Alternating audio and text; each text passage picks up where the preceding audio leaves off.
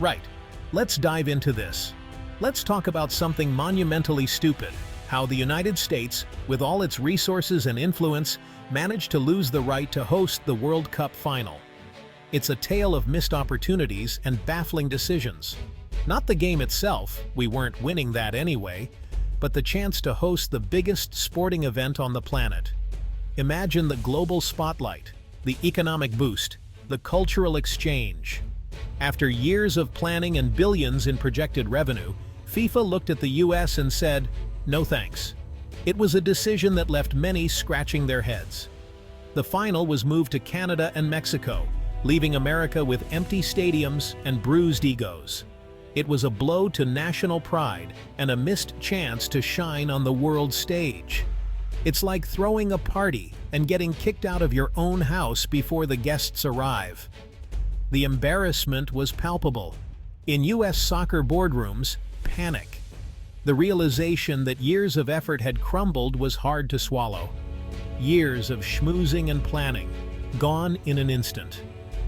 All those late-night meetings and strategic discussions reduced to nothing. The dream of showcasing America as a modern, efficient host evaporated overnight. The vision of a seamless, spectacular event was dashed. Instead, we showed the world how to snatch defeat from the jaws of victory. It was a masterclass in how not to manage an opportunity. This wasn't a minor hiccup. It was a national embarrassment, broadcast to billions. The world watched as we fumbled. And the best part? It was entirely our own fault. No conspiracy, just a cocktail of political posturing and bureaucratic incompetence. A self-inflicted wound. We handed FIFA the red card and asked them to show it to us. It was a move that defied logic, a story of hubris, chaos, and a lesson we probably won't learn. But maybe, just maybe, next time we'll get it right.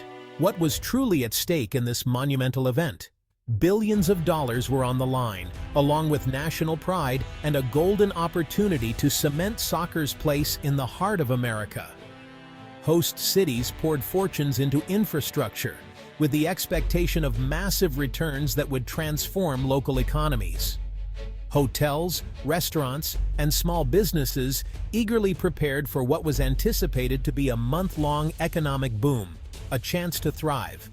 The final at MetLife Stadium was projected to draw over 1 million international visitors, bringing a vibrant mix of cultures and excitement. Local businesses, still recovering from tough years, were counting on this event as their lifeline, a beacon of hope for better days. Then, with one press release, it all vanished into thin air, leaving dreams shattered and plans undone.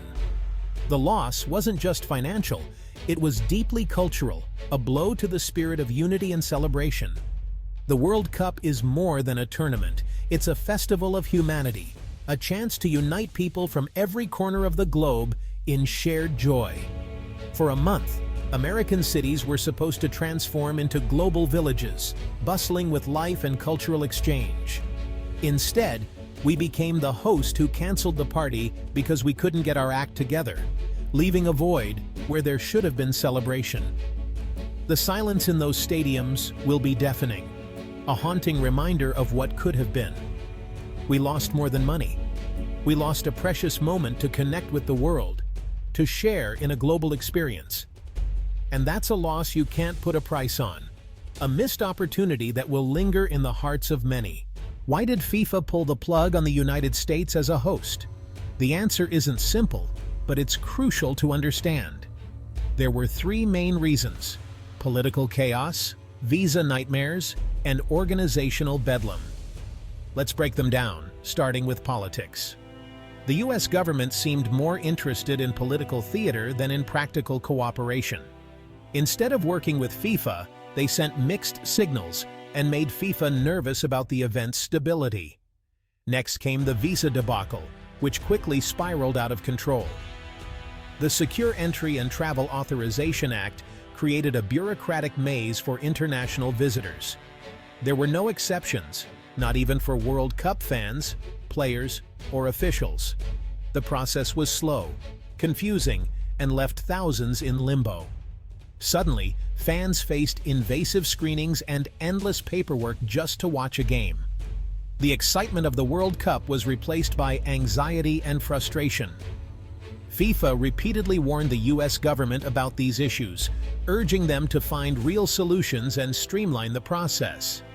But the government refused to grant exemptions, always citing security concerns as the reason for their inflexibility. Meanwhile, every host city had its own set of rules. Agencies weren't communicating, and confusion reigned at every level. There was no single authority to cut through the red tape or coordinate efforts. The bureaucracy was overwhelming, and no one seemed to be in charge. FIFA grew tired of endless bureaucracy, mixed messages, and a lack of real partnership. They needed a reliable host, not a logistical nightmare. With negotiations breaking down and no clear path forward, FIFA realized they had no choice but to walk away. Faced with instability, confusion, and mounting chaos, FIFA made the only logical decision. They pulled the plug and moved the matches elsewhere. The US didn't lose the final because of bad luck or a tough opponent. It lost because of its own dysfunction and inability to deliver.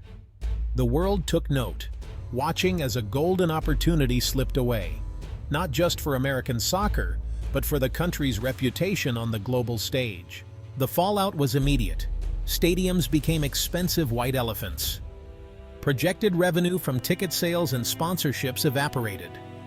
But the real pain hit small businesses and workers. Hotels, restaurants, and shops faced mass cancellations. Temporary jobs for thousands disappeared overnight. Construction projects halted, leaving workers in limbo. Fans who'd saved for years were left with worthless tickets and broken dreams. This wasn't just a financial loss, it was the theft of a shared experience. While the US stumbled, Canada and Mexico put on a masterclass in hosting. Their approach was calm, efficient, and cooperative. They worked closely with FIFA, saw requirements as a roadmap, and made entry easy for fans. Special lanes at airports, clear communication, and a single point of contact made all the difference. No confusion, no finger-pointing, just quiet competence. When the US faltered, they were ready to step up. Now they share the glory and the benefits. It's a lesson in humility and preparation. This debacle is about more than soccer, it's about trust. The US was once seen as a reliable global partner. Hosting the World Cup was a symbol of that trust. Now, the world sees America's promises as shaky. International organizations will think twice before trusting the US with major events. Our reputation for competence and reliability has taken a hit. This isn't just about sports, it's about soft power and influence. The world now sees a nation tangled in its own dysfunction. Rebuilding trust will take years and a lot more humility. The world is watching to see if we can change. This wasn't an accident. It was a series of policy blunders. The Secure Entry and Travel Authorization Act created impossible barriers for visitors. No waivers, no flexibility, just red tape. The US also failed to provide standard government guarantees FIFA needed. Decentralized planning led to chaos, with no central authority to enforce decisions. Political rhetoric turned inward, making America seem unwelcoming. These weren't just mistakes, they were choices. Choices that sent a clear message. We're not interested in welcoming the world. The consequences were predictable and devastating. We have no one to blame but ourselves. It's tempting to blame bad luck, but this was preventable. There were countless chances to change course, but the US ignored them all. FIFA's warnings were met with indifference and empty promises. All it took was a little flexibility and standard guarantees. Nothing extraordinary. Canada and Mexico managed it easily. The US failed because of arrogance and political dysfunction. This was a failure of leadership and humility. The world can move on without us, and did. This wasn't bad luck. It was the bill for years of bad decisions.